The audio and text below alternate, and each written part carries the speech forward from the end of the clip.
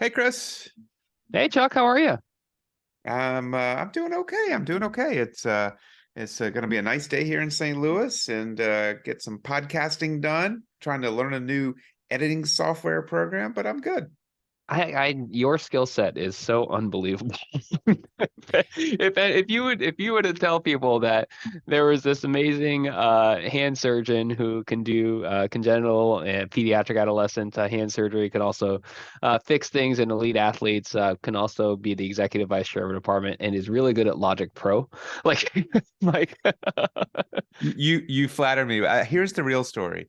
I am getting older and I'm afraid of obsolescence, and I'm trying to stay relevant well, I'm technologically. glad I'm glad that you didn't jump on the TikTok bandwagon.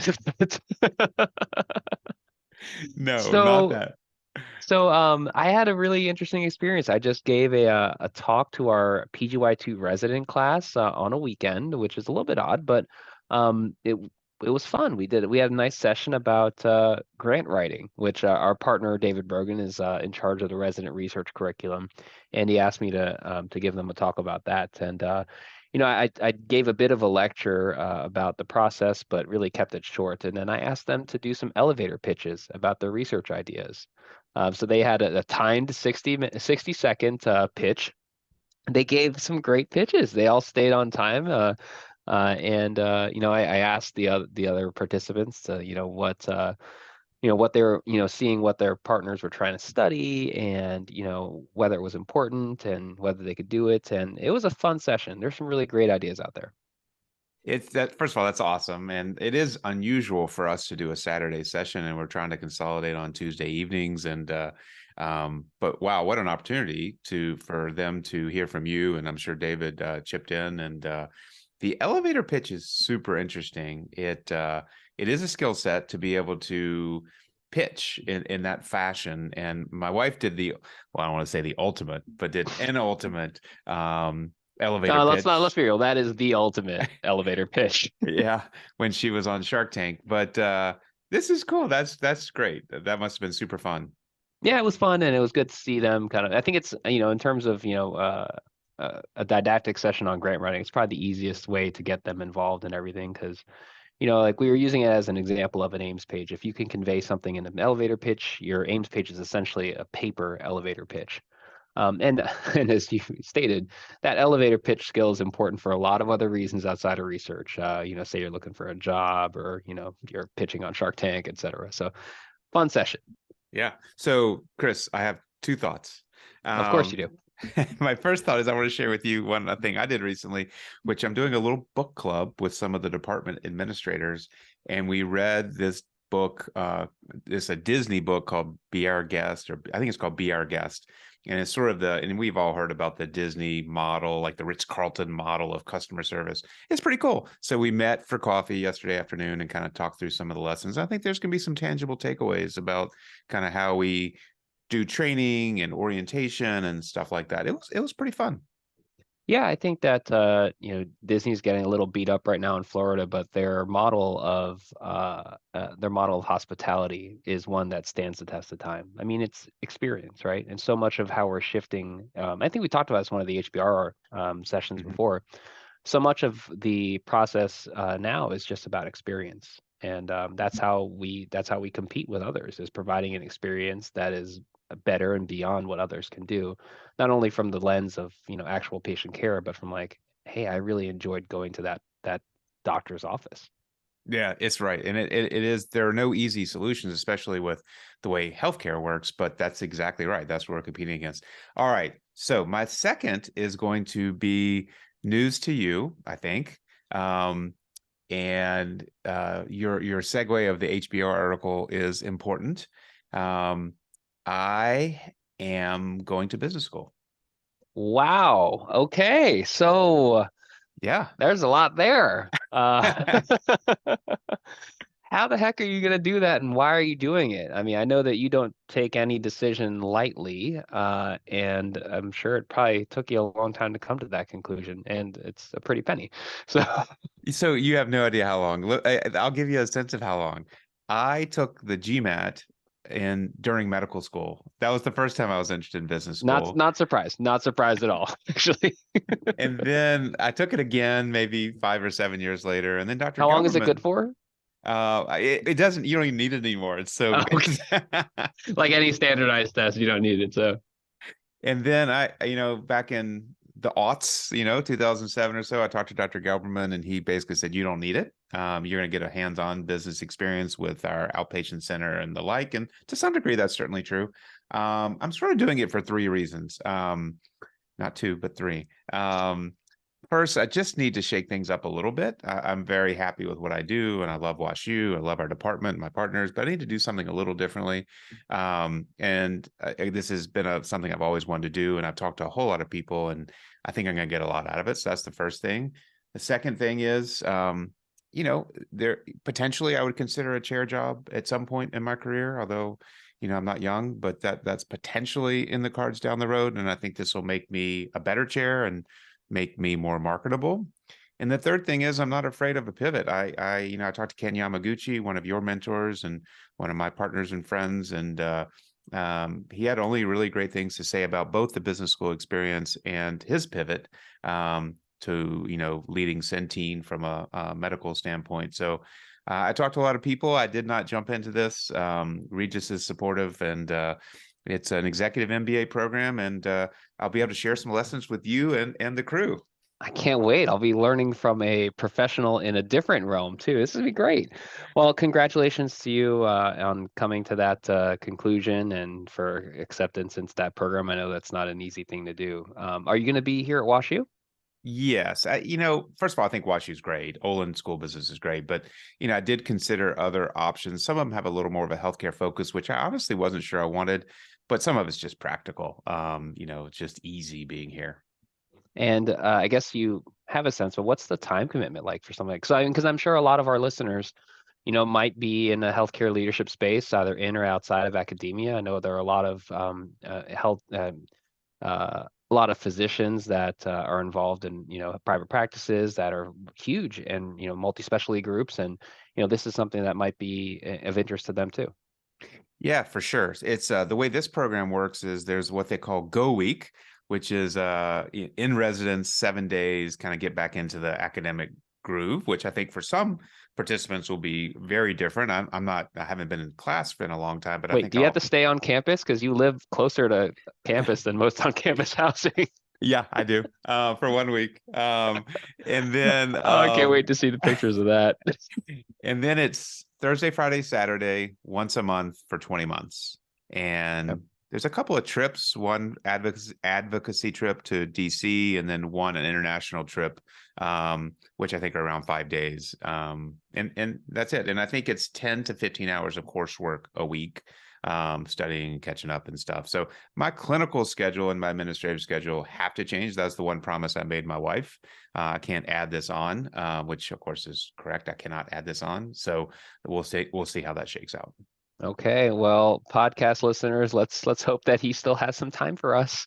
So Don't worry. speaking of the podcast, we should thank our sponsors. We should. We are so fortunate. The Upper Hand is sponsored by PracticeLink.com, the most widely used physician job search and career advancement resource. Becoming a physician is hard, especially if you choose to get your MBA. Finding the right job doesn't have to be. Join PracticeLink for free today at www.practicelink.com/the upper hand. All right. Should we jump in or any We quick should. I cases? think the PracticeLink folks might need to watch out because you're going to come out of business school as this master negotiator, and you're going to know all about marketing and all these skills that many of us never learn along the way, except maybe the hard way. So yeah, we should jump back in. We should jump back into what's new in hand surgery, part 2. Yeah, so we said in case the listeners didn't listen to part 1, please do. I think we had a good conversation about some really interesting topics, and Deb Bohn from University of Minnesota has done a great job summarizing the pertinent hand surgery literature over the last year. And we talked about Dupuytren's, and we were going to jump into the trauma section, I believe.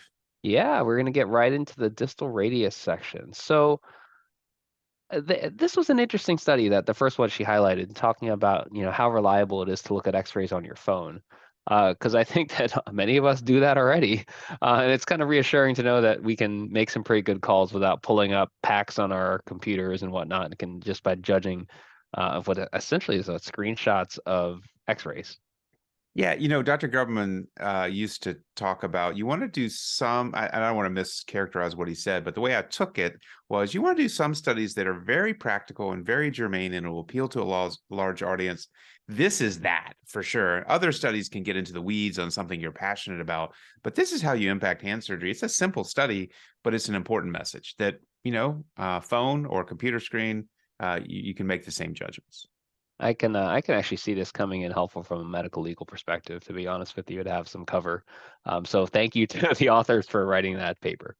Yeah, absolutely. And then Deb references a study looking at ulnar variance, which is pretty interesting because most of us think about assessing ulnar variance on a PA radiograph, and with a distal radius fracture, especially with altered dorsal volar tilt, the message was that when variance was assessed on a lateral view only 5% of the fractures of the distal radius had true ulnar positive variance, compared with an apparent variance of 32% on the PA view, which is really interesting to think about. Yeah, I know that. Yeah, it's interesting to think about. I think that, to be honest with you, my take home from this doesn't change. Is that I still counsel the patient based on the way the ulnar head looks, and that deformity. And I tell them that from the beginning. That is not going to change. And it's a hard, because oftentimes you are treating these patients non-operatively. And it's just another thing you got to talk through. And I've learned the hard way that you need to talk about that from visit one, and need to keep talking about that during the subsequent visits. And honestly, a lot of patients perseverate on it. And then you say, well, I could fix it by, breaking your bone again and putting and operating on you and putting a plate on. They're like, oh, no, no, no. Then it's not a big deal. Right, exactly. No, I don't think it changes how I practice or how I communicate with patients, which is obviously most important. And then, woe is me, we pivot back to nerve. Yes, we do. And I think this is a study that has, similar to findings that have come out in the last few years, but I've become much better about counseling patients about delayed onset carpal tunnel after distal radius fracture non-operative treatment, particularly as we go more towards the pendulum has shifted back towards treating these with, expected malunions. So when I see a patient in this, group that I know is going to get a malunion, I know they're going to be dorsally tilted. I do tell them, one of the issues is that you're probably going to develop, or you have a chance of developing carpal tunnel syndrome at some point in the future. We might need to address that, but that's a very different surgery than if we were fixing your bone. Yeah, I mean this the swinging of the pendulum towards operative treatment for everyone with distal radius fractures, now away from operative treatment for elderly with distal radius fractures, is really interesting. And I think we're learning more about the ramifications of some of those decisions, and certainly the potential for the development of carpal tunnel syndrome in this patient population is highly relevant and needs to be discussed. Does 1 out of 9 feel right to you? They said 12% of the patients in their retrospective, review of 216 patients treated non-operatively, 12% developed subacute carpal tunnel. So 1 out of 9. I don't think it's lower. I think it feels about right to me. Honestly, it could be slightly higher than that. Yeah, no, I think it's probably I guess I'm thinking about the number of patients I've treated, the percentage of patients I've treated for malunion or let develop a malunion that have undergone a carpal tunnel. I think it's lower. Or the Yeah. percentage of my carpal tunnels that have had a distal radius fracture. I think it probably is a little bit lower in my practice, but I think it depends on who you're seeing. Yeah, for sure, for sure. Interesting study nonetheless. Just emphasizing some of the things that we need to consider when treating these patients. We then Well, pivot. one thing that Uh, was helpful for counseling is that the mean time to diagnosis of the carpal tunnel was 3 months, which does feel about right to me. And importantly, as Deb points out here, that's usually the juncture in which you're not seeing them anymore.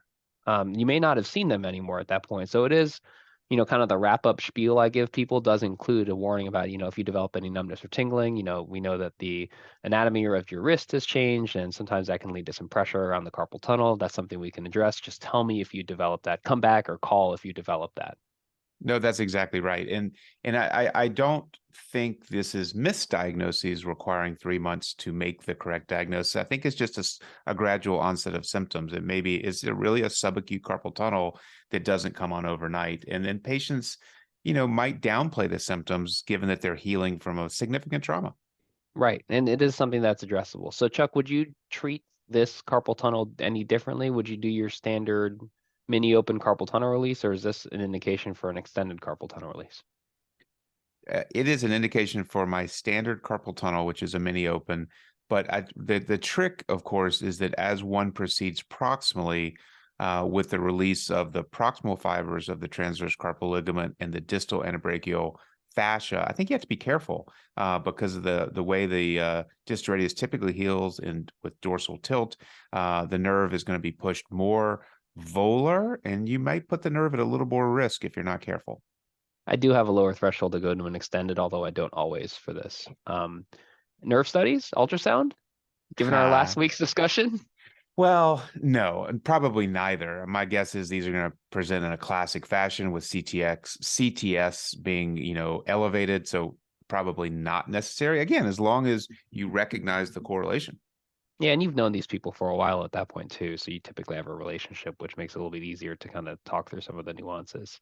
Yeah. So we're getting closer to a sportsier topic here, metacarpal fractures. Very, very exciting. Although no one would claim boxers fractures are the pinnacle of excitement, but yeah, but it's an interesting topic because it's so it's just a hard patient population to follow up on. So it's a hard patient population to do a study on. Yeah, absolutely. And so, dogma or prior tenets would have it that, we would operate for or suggest surgery for patients with pretty severe angulation, dorsal angulation of fifth metacarpal fractures, apex dorsal. And there was a nice study here in which they looked at a small group of patients that healed with an apex dorsal malunion of over 70 degrees, and half of whom were laborers. And of their 15 patients, 12 of them, as 80%, scored 0 on their dash, meaning no disability. Do you believe that? It's incredible. I mean, I believe it because I trust the authors. This is I don't know Dr. France, but this is Fraser Leversedge, and so I do believe it. But it does strike me as surprising.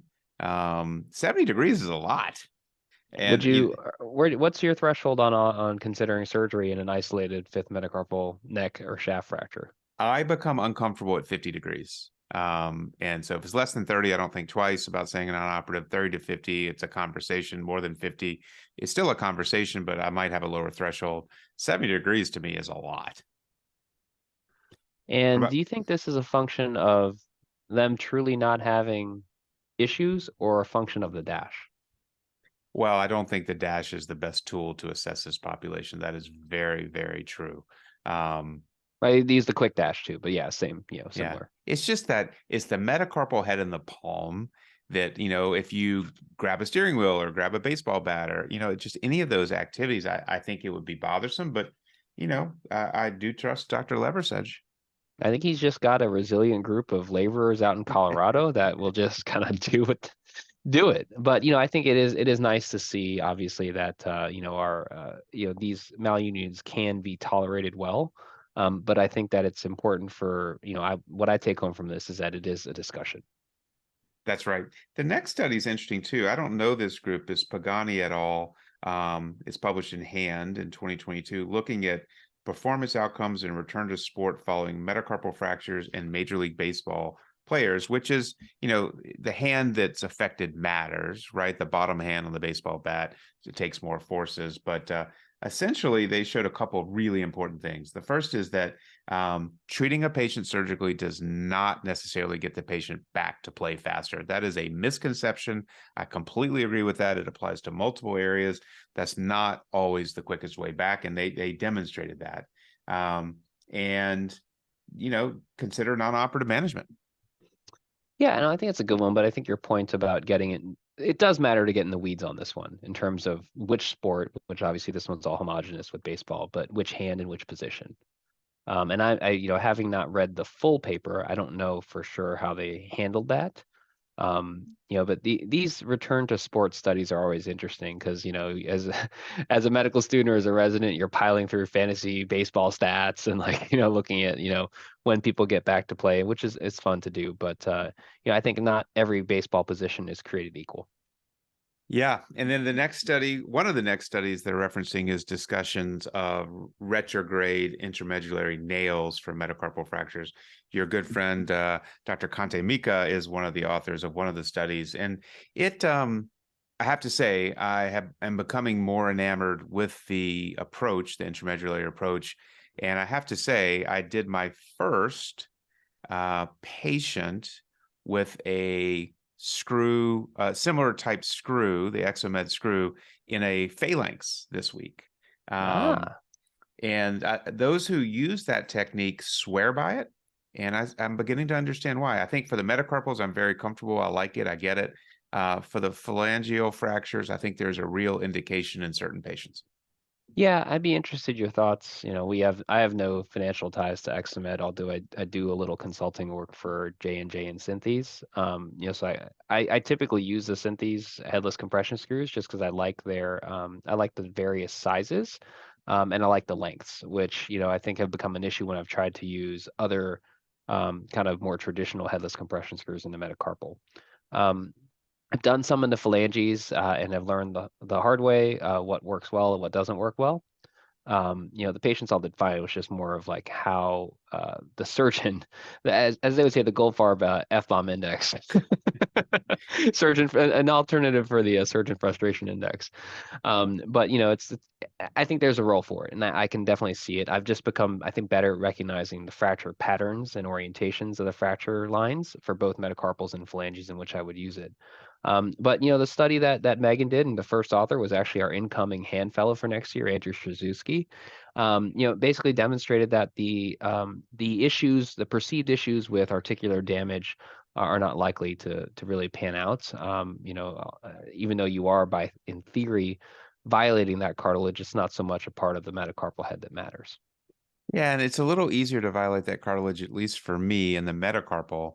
It becomes a little more challenging when one considers the phalangeal fractures. And some people are going down the pike with proximal phalanx retrograde or distal phalanx retrograde.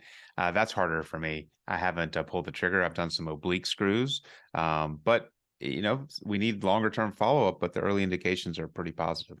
Yeah, and I think that not for these particular studies, but I think that using those screws as almost like our collateral recess pins can be very helpful, but you got to have just the right fracture pattern in order to do that. Absolutely, absolutely. And then Your study is next. yeah, Dr. Compton's study that The award-winning study. Some of you may remember when we did the Hand Society podcast from 2021, I guess, when we were in San Francisco, and you yeah. won the Weiland Medal that year. Yeah, it's a good study. So for those who aren't familiar, I'm ashamed of you, first of all. But How could you not have read it, guys? we looked at repair and non-repair of the flexor digitorum profundus tendon with avulsion injuries in the setting of an intact FDS. And this is a flawed study, retrospective. The groups aren't exactly the same, blah, blah, blah. But the message is that repair of the FDP should not be automatic. It is there are complications, many more complications with repair versus non-repair, and there are simply challenges. There's a huge requirement for therapy. It just puts the non-surgical option on the table, and there's some data that supports thinking about that option. I think I love having the data. I think this is something that a lot of hand surgeons kind of came to on their own evolution of practice. I think you told me that this concept was kind of bounced around on the hand surgery listserv, and many people said, "Yeah, that's what I do anyway." So it's great to have it in the literature. So thank you for putting that forward. And I know that Jocelyn put a lot of work into that, and she was a fellow with us a few years ago. Absolutely. We can briefly review this hand arthritis study if you like. Basically, the authors report using CBD cream to treat non-surgically CMC arthritis. And this was a safety and efficacy study looking at twice a day topical application. And basically, it worked. Yeah, no, I think this is something that it does come up in practice, at least in good old Missouri, even, but especially those coming from the Illinois side. It works, and it works for some patients. I don't have a firm grasp on in whom it works and whom it doesn't work.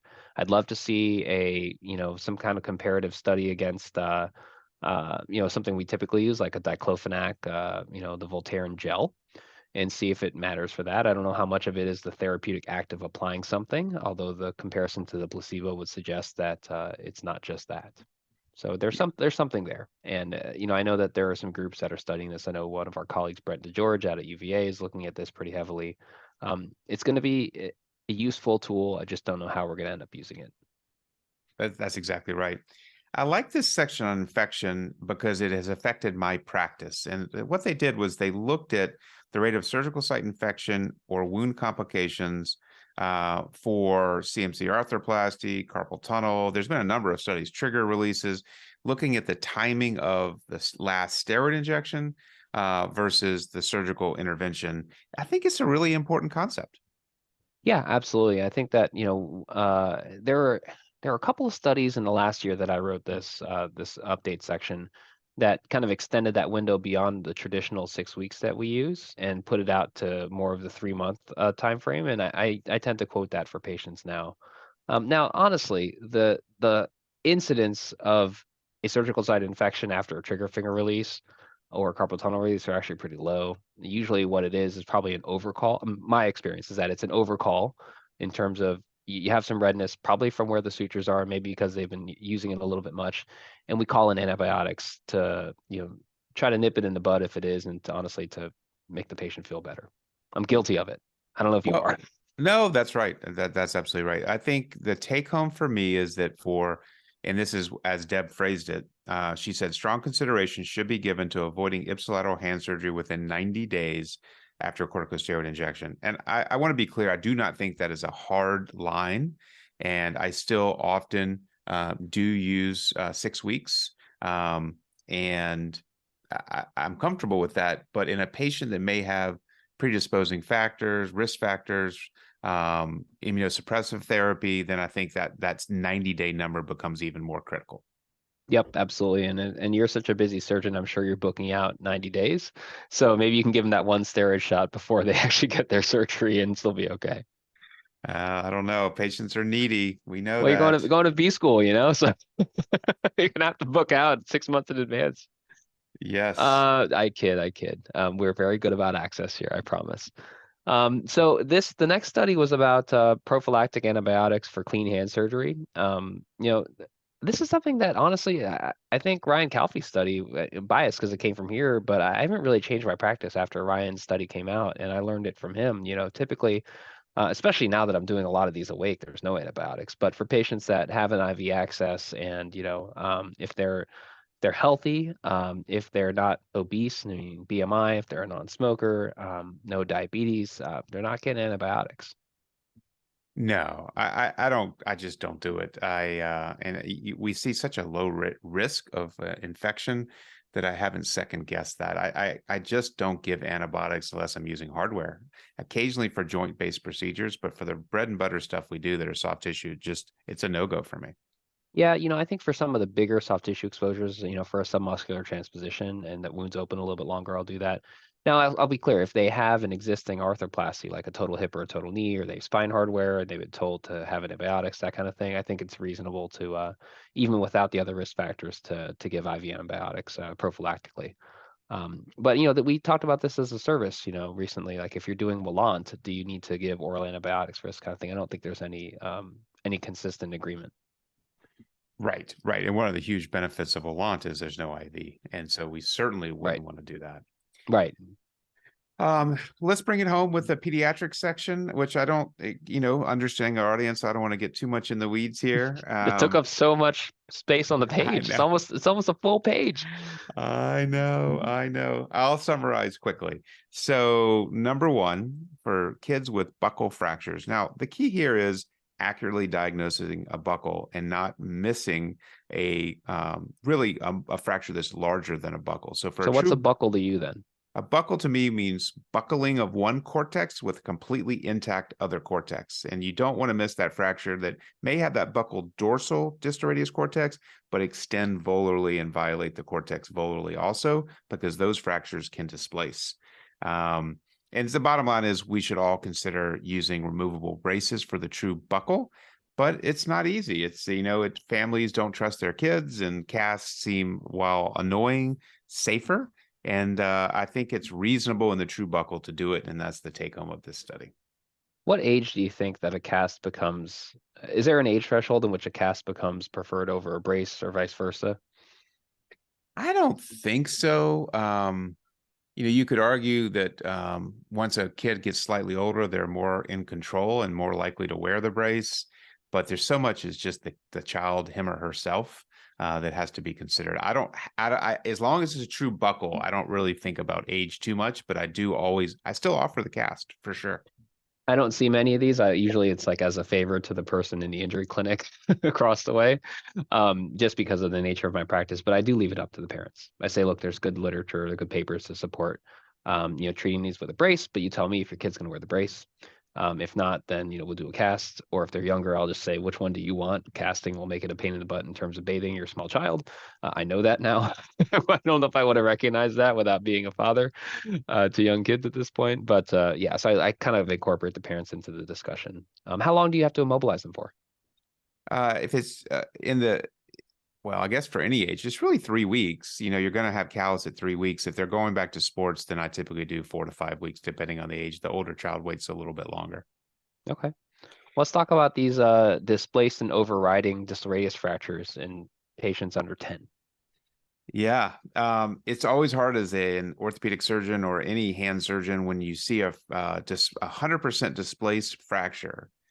Even if we understand that the remodeling potential, especially in the plane of motion, that is flexion extension, that remodeling potential is through the roof. It's hard to observe that. And the risks are compounded when we think about operative intervention for those fractures that involve the growth plate, because manipulation of the growth plate carries a risk that the growth plate will shut down. So we are often better served to avoid surgery, but it is not easy. It's not easy to have the conversation with the family, and you have to fully trust and know that remodeling is going to happen in order to convince the family. And it's hard. It's just hard. Right. Absolutely. So when you say surgery, do you mean like open surgery, or are we talking like a closed reduction in ED? Like where does that fall into the spectrum of treatment? I think most of us would, try a closed reduction in the ED or potentially one closed reduction in the OR. I think for me, the question becomes, okay, now you're 7 days out or 10 days out, there's early healing and you're 100% displaced. What do you do then? I think this study is really interesting. So it looked at a cohort of reduction in casting and a historic cohort of in situ casting, 50 patients in each. And at final Talk about follow-up, guts and situ casting. my God, at final follow-up, there was significantly worse angulation in the reduction group in both the sagittal and coronal planes. In addition, patients who had a closed reduction spent more than 6 hours longer in the emergency department and had double the charges. Crazy. Yeah, it's counterintuitive, to be honest with you. You would think that a closed reduction would lead to, because these are both unstable cohorts with unstable, completely displaced fractures. You would think that the closed reduction would not be worse. So I want to read this paper a little more, to be honest with you. But the question is, whether you subject a patient to having the sedation for the closed reduction, the procedure itself, the trauma that does to mainly the parents, to be honest with you, outside of the anesthetic risk to the child. And then, the cost as well. I don't know. I think that it's an interesting question, but I think your point about banking on the remodeling. Just remember, these are kids under 10. Right, exactly right. So the details do really matter in a study like this. Let's skip and discuss ganglion cysts, if that's okay. Every MA that works in my clinic knows how much I adore ganglions. They love to torture me by putting in ganglions. Yeah. So this study looked at 315 patients, which is obviously a huge number that neither you nor I would like. It's a multi-center study. And essentially they concluded that the effort and the expense of aspiration or a wrist orthosis is not warranted, and that we either observe these with the hope that they resolve, or we consider surgery for patients who have functional limitations or pain. And the results of surgery are good, but maybe not as good as the adult population with dorsal wrist ganglions. But the results of surgery are good, but they're not perfect.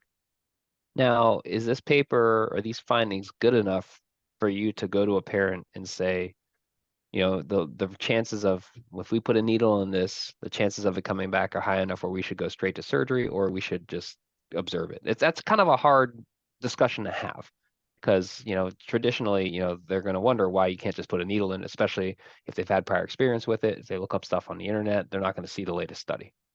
Yeah, and kids and needles don't often mix, so that was one mitigating factor against a huge desire for needles. It's, as you know, I like to give options, and the options are observation, aspiration, or surgery. I don't usually offer a splint because my experience has been that they don't help, and this study bears that out. I would say a very small minority of patients and families request the aspiration, and when they do, they understand the real risk of recurrence. But it's so easy to do. And for those selected patients where it works, obviously they're very happy. Yeah, yeah. So I'm not, I don't see this a lot in the adolescents, but honestly, my counseling is pretty similar for adults. Although obviously the threshold to use a needle in terms of aspiration is different in an adult versus a child. Yep, that's exactly right. So I want to wrap up. Let's talk about this. There's an interesting study here about driving for Willant. Deb opens it up by saying that one question that has made many surgeons uneasy is whether it is safe for patients to drive after Willant. Actually, doesn't make me uneasy, but Maybe it should it's have. actually, it's one of the things that I tell patients, is that you can drive yourself here, drive yourself home, but because a lot of times they're already numb when they're driving. But it gave me pause in this study. This looking at this is timely because one patient was very well-meaning and was giving me some feedback on my preoperative counseling, and told me that I should not tell people that they can drive themselves home, because she said it just was too uncomfortable and she didn't want to do it. And that's one patient out of, I don't even know how many Wallant surgeries I've done now, but it's been 4 or 5 years. But it did give me pause, and it's helpful to know that this study exists. Yeah, I think to some degree, in the state of Missouri, patients decide if they can drive or not. But it is part of my preoperative conversation to say that if you have a trigger or if you have a carpal tunnel on one side, you can drive yourself home. They say you may not want to, and that's certainly up to you, and you will have a bandage on, but many people do drive themselves home. And I think it's an important point. Yeah, so this study that they looked at, Pino was the first author, but 39% of patients admitted driving to and from their surgery, their Wallant surgery. And then prospectively, they looked at that 30 patients anonymously reported they drove the day of surgery, and that 51% had reported returning to driving on day one. So I think that patients largely can and will do it. Based on that patient's feedback, I did alter my counseling a little bit. Instead of saying you can drive yourself here, drive yourself home, I do say, but you might want to have somebody available just in case. I think that's the right advice. And obviously we want safety. And my line to patients is, you never need that second hand when driving until you really need that second hand when driving. And then you want to have it available. So that's part of the decision making that they need to make. I remember one of your driving lines was, to practice in a church parking lot, which, I don't know why the church, but Still is a church. And I don't know why either, because they're at least in Alabama growing up, those were the biggest parking lots. Go there figure. you go. There you go. Well, I guess you can't say a Walmart parking lot because that one's probably hazardous anyway. True. So that brings us to the end of what's new in hand surgery for 2023.